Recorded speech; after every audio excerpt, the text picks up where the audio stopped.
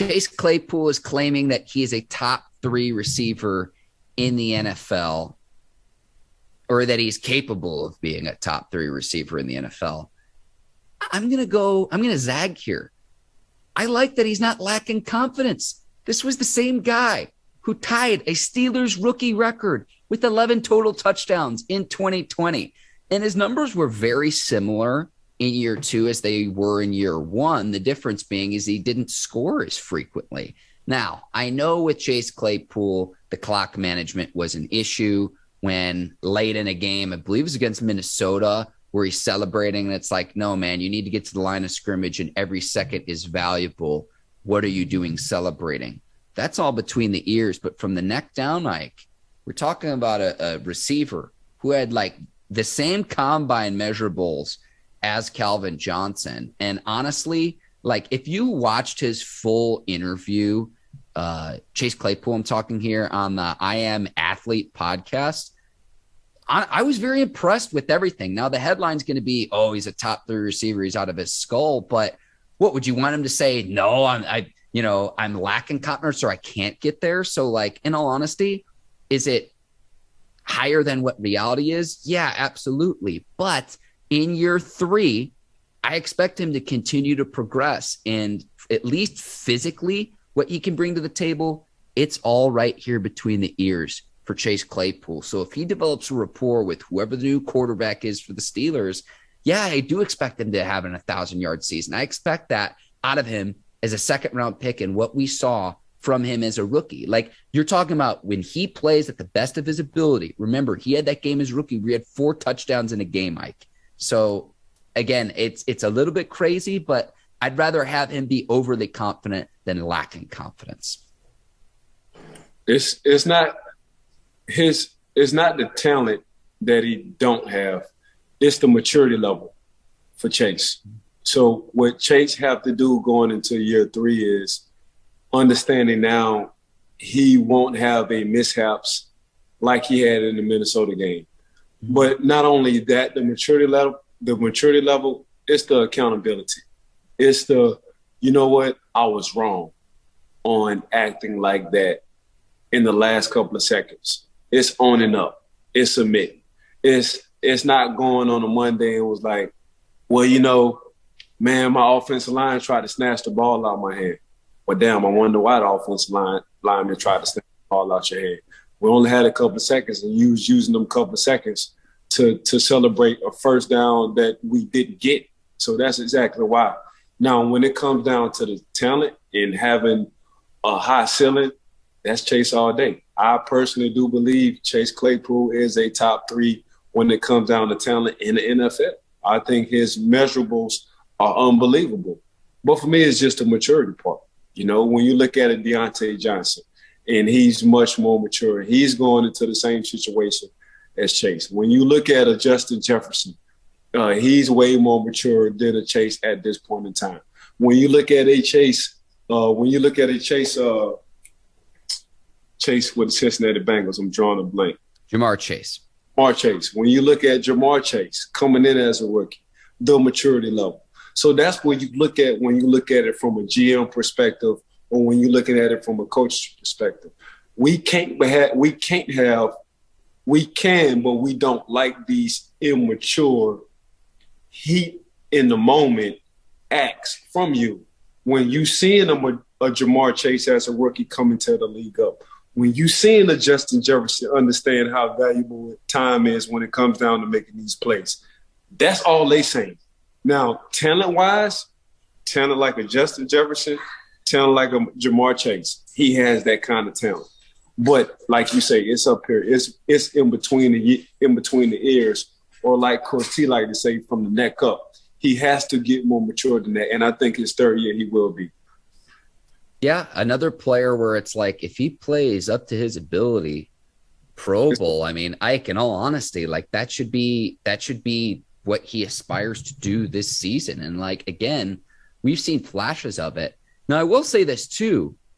When you have a quarterback that's going to be able to extend plays with his legs, I'm curious to see how that develops the downfield passing game, because he was able to generate pass interference penalties, which like that doesn't go to his receiving total, but he can be an absolute bully in a jump ball situation, Ike. Yeah, I'm not with his talent. I won't disagree with nothing you're talking about with his talent. It's just the maturity part. And what Chase understand is when you have a young Justin Jefferson, when you have a Jamar Chase, when you have those guys who gets it coming from college to their rookie year ASAP, and you wonder why these guys getting paid these big bucks ASAP, it's because it's small moments like that. And they hold themselves accountable when it comes down to post-game interviews. Like, hey, Justin, hey, Jamar, what happened on this play? You know what? I should have caught that pass. Or you know what? I should have gave the ball to the referee and not celebrated. Those guys admit to their mess-ups. That's what Chase have to work on as he progresses in the league. No, Ike, you're right about that too, because remember before the start of the season, the two headlines with Jamar Chase out of Cincinnati was, okay, did they make a mistake drafting Jamar Chase instead of Penei Sewell? But remember in the preseason as well, there was that storyline. I'm talking about a year ago when the Bengals were like, he might have problems catching the football. This was before the start of the season. It's like, well, clearly that wasn't an issue, but you're exactly right about it in terms of it taking accountability, because that was a storyline about Jamar Chase. You could go back and look up the headlines before the start of the 2021 season. That was a storyline in Cincinnati with Jamar Chase. Well, the media said that with Jamar Chase. His teammates. Yes. You know what I'm saying? His teammates said nothing about that. And that's the first thing when Jamar, I think, went for 150 plus. That's the first thing, Cool Joe Burrow said was, I thought he couldn't catch. And basically, so they're reading and they're hearing everything we say when it comes down to the media part. That was never the issue. Like, I've been catching the ball, for years. Just look at the LSU highlights. Look what I did these bowl games. So y'all think all of a sudden I can't catch the ball? So that's what it was. Now, coming off a year, because people forgot he sat a year off with LSU. I'm sure he just had to get back in the groove. But we all saw once Jamar Chase get back in the groove, he damn near led the team to the Super Bowl with a win. Yeah, and going back to Chase Claypool, though, too, and this isn't going to generate headlines, but if you go back and watch the full podcast interview, he admitted where it's like, look, people are going to make a big deal about the TikToks, but he said, and I'm paraphrasing here, that the on-field play is a lot more important than his social media branding, but athletes do need to do that at this point for what it is that they want to do off the field for their branding, and then whatever it is that they aspire to do once their football careers are over. But he even said this too, and it's at the very start of the interview, that, look, the on-field play is by far the most important thing. So it's good to hear that he seems to at least get it. And again, a lot of people are going to take the one snippet of, oh, he claims he's a top 3 receiver and, he's out of his skull. But, I hear that and it's like, okay, hopefully he is progressing from, what we saw a year ago in that Minnesota game, which again, they ended up losing, but they needed every second on the clock. And it's like, just understand the down distance in the situation of that football game and what it is that you need to do to be able to help your team win. No, I mean, we, as young men in the NFL, we all fall short sometimes on mishaps. And that's exactly what Chase Claypool did. As long as it doesn't happen again, but what